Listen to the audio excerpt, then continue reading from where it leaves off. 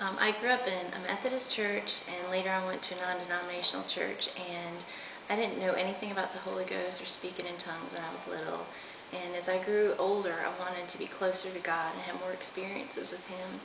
And there was a time in my life in college where I was pretty down, and that was at the point where I just wanted to feel God and wanted to know that He was there. And I was in my room, and I was just crying out to Him, saying, God, are you there?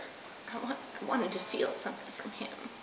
And I know that He heard that prayer, because a few years later, my husband and I, we were trying to find a place to go, and we had heard some about speaking in tongues, but we didn't know much about it.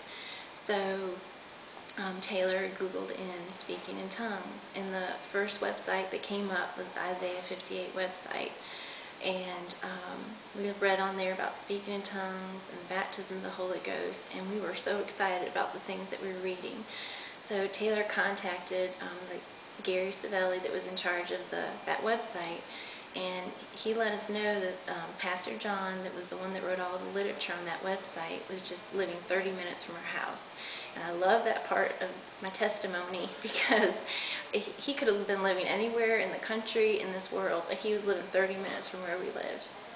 So we went to our first prayer meeting, and I saw a lot of things there that were new to me.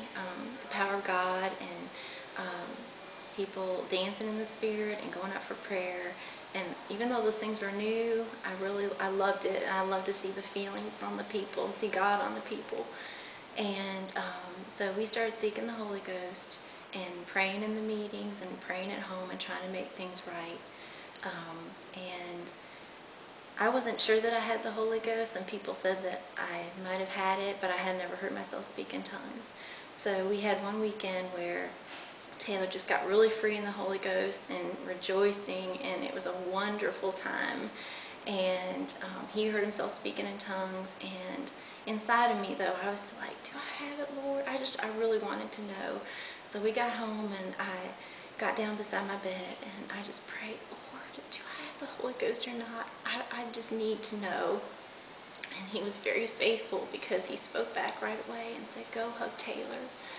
So I went in the other room, and I hugged Taylor, and I started speaking in tongues, and Taylor started speaking in tongues. And Taylor was hugging me. He was saying, that's right. And it was so sweet, because we were there in our little living room praising God together, and I felt so happy. I felt relief.